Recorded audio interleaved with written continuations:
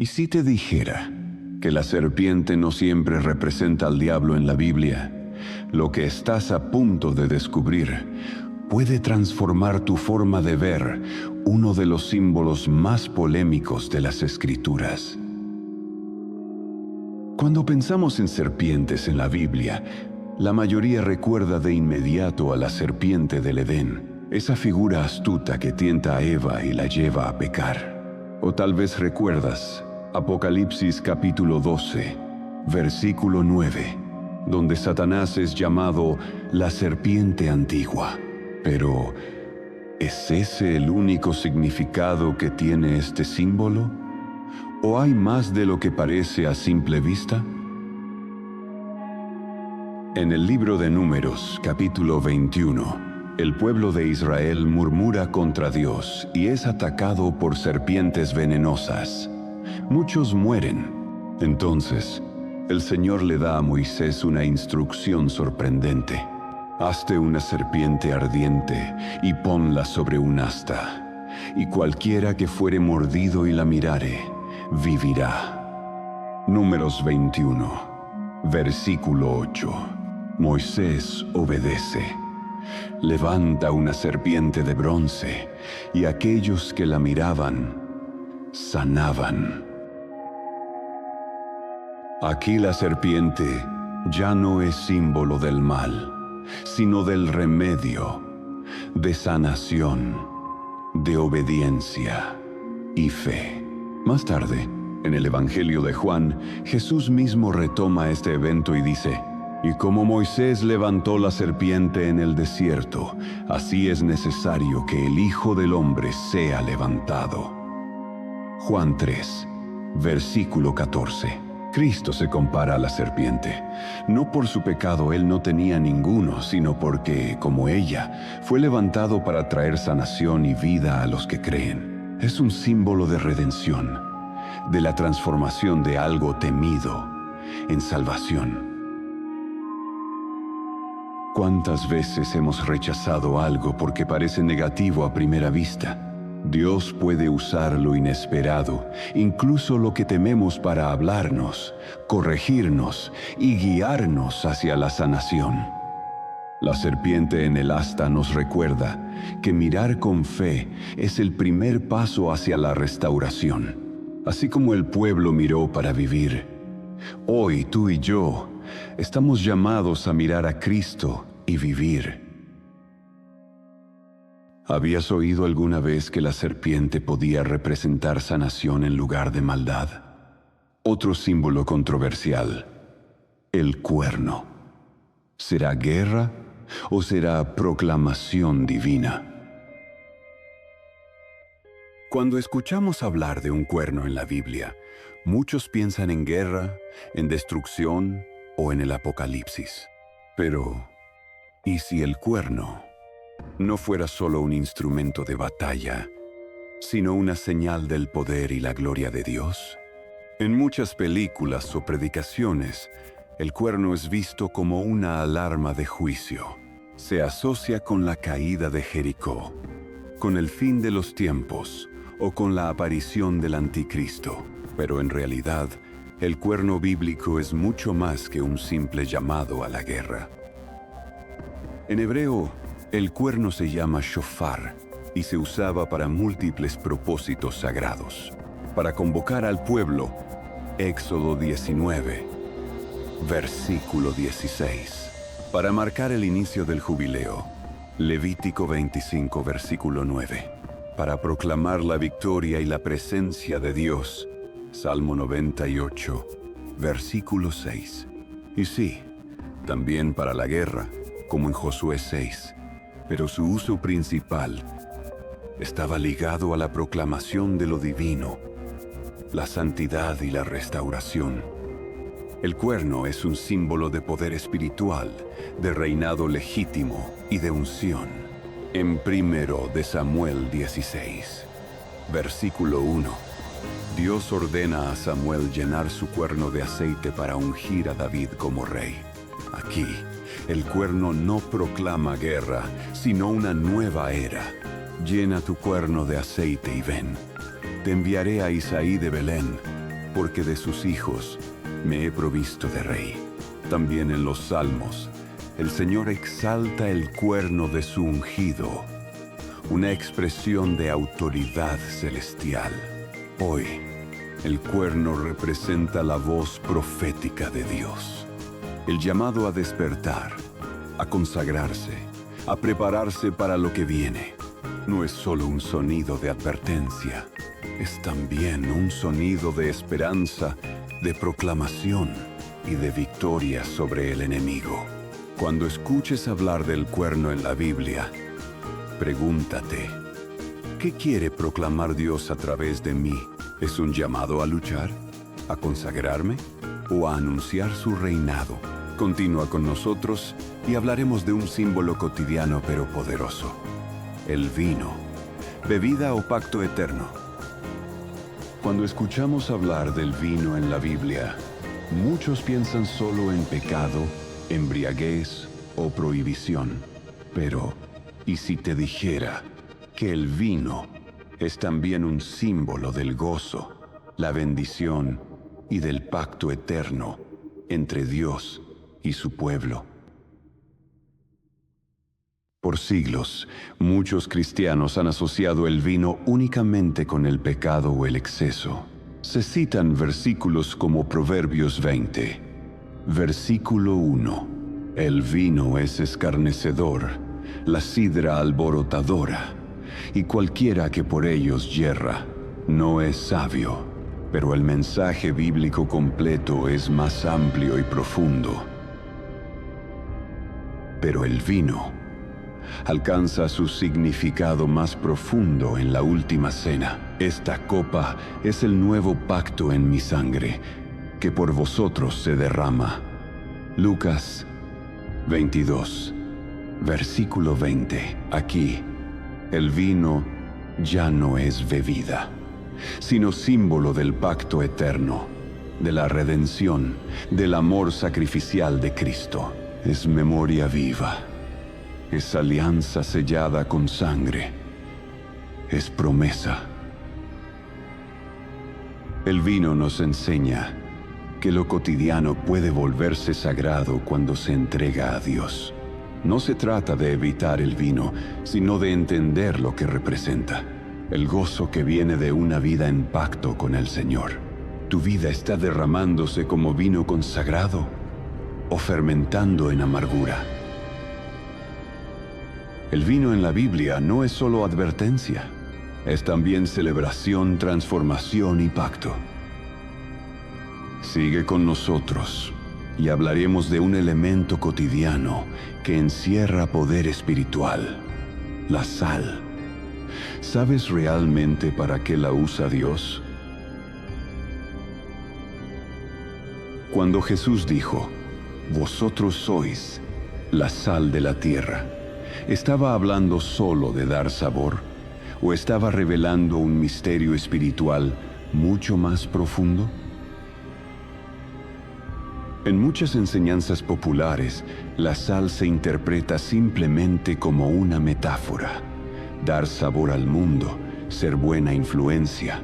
Pero limitar la sal a un adorno moral es perder su poder espiritual, porque en la Biblia, la sal es más que sabor, es pacto, es purificación, es juicio, es defensa.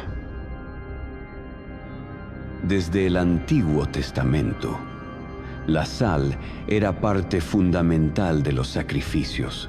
Y sazonarás con sal toda ofrenda que presentes. Levítico capítulo 2, versículo 13. No era un detalle culinario, era un acto sagrado, símbolo de incorruptibilidad y pacto eterno. En Segunda de Crónicas capítulo 13, versículo 5, se habla del pacto de sal entre Dios y David, señal de firmeza e inquebrantabilidad. Y Jesús mismo, en Marcos capítulo 9, versículo 50, dice: «Tened sal en vosotros mismos, y tened paz los unos con los otros». La sal también es usada en la Biblia como acto profético. Eliseo echó sal en las aguas para purificarlas. Segunda de Reyes, capítulo 2, versículo 21. En rituales de consagración, la sal neutralizaba la corrupción. En algunas guerras antiguas, los pueblos vencidos eran salados, símbolo de juicio y desolación. Esto nos lleva a entender que la sal no es pasiva, es defensiva, purificadora, profética. Tú y yo estamos llamados a ser sal en un mundo corrupto. Eso no significa solo ser buena gente.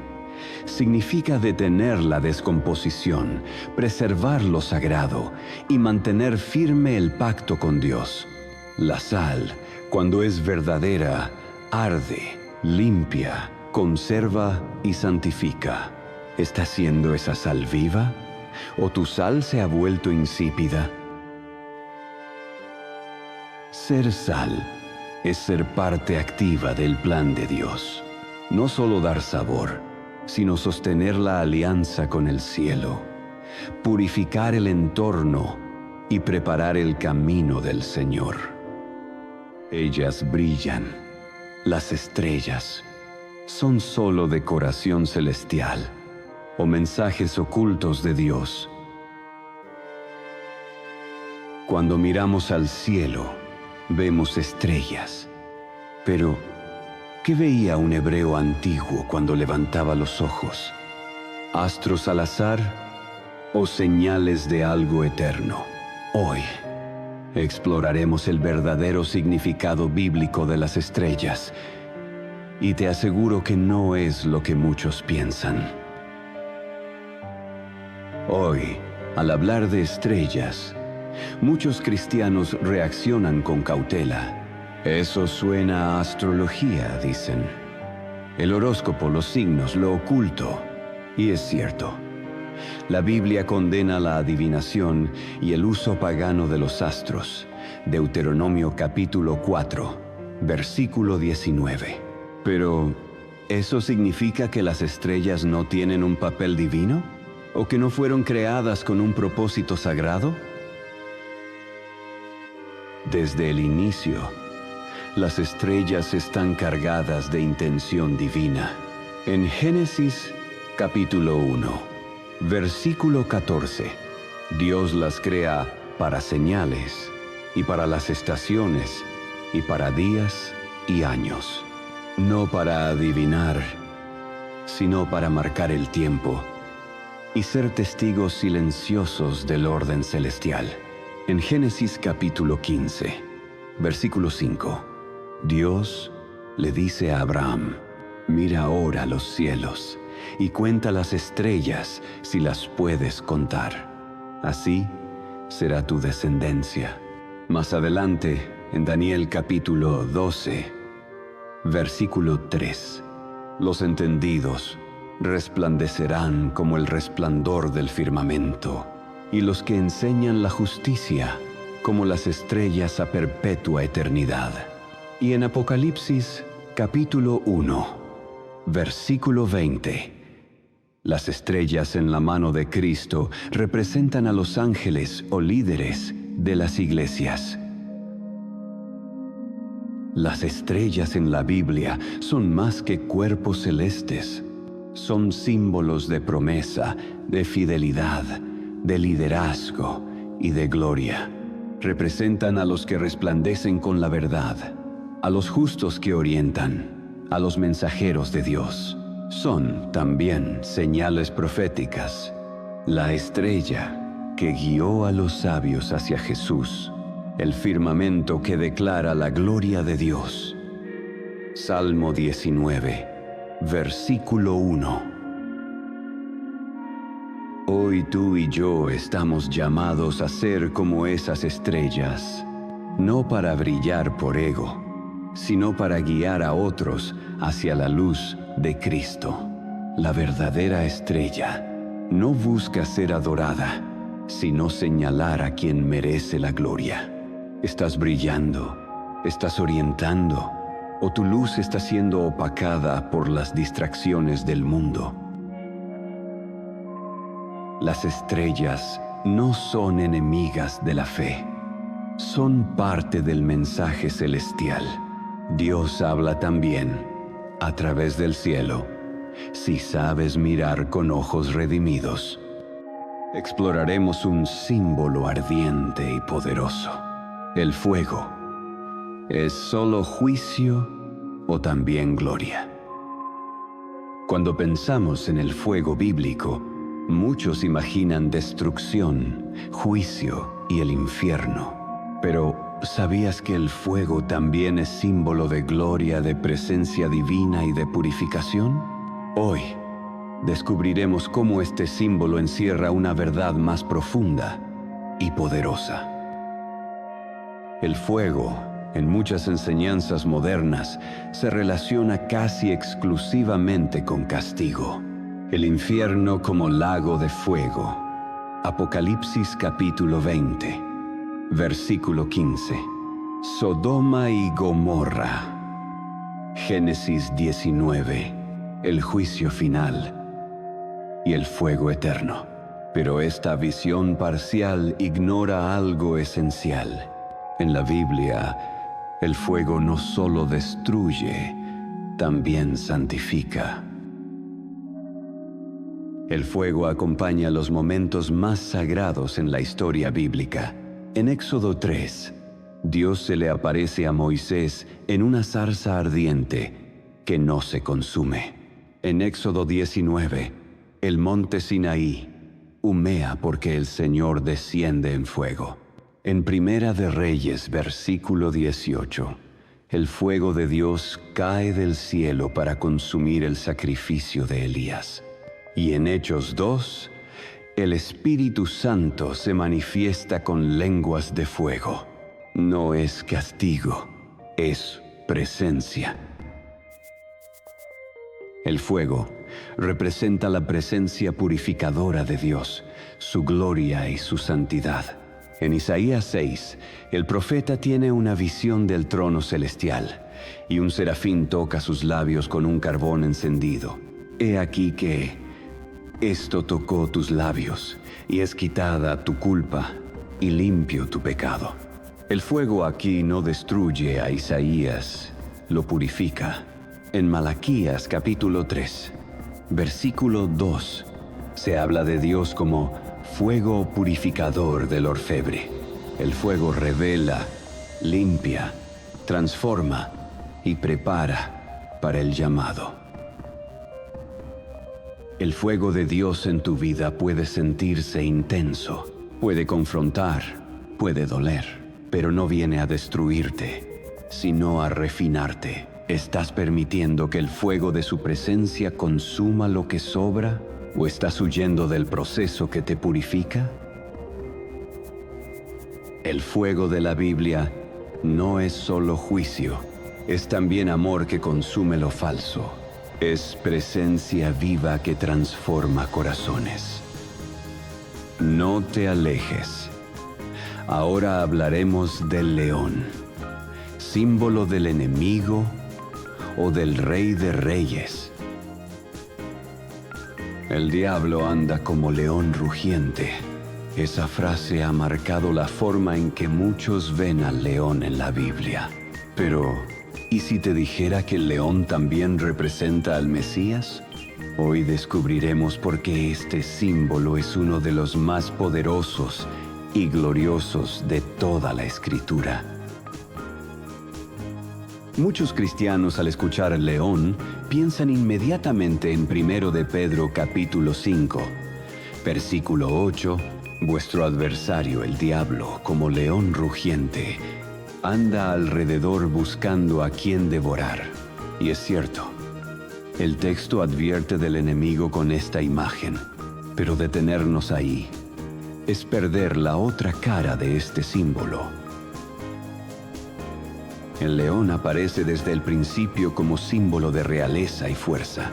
En Génesis, capítulo 49, versículo 9. Jacob profetiza sobre Judá. Cachorro de león es Judá, no será quitado el cetro de Judá.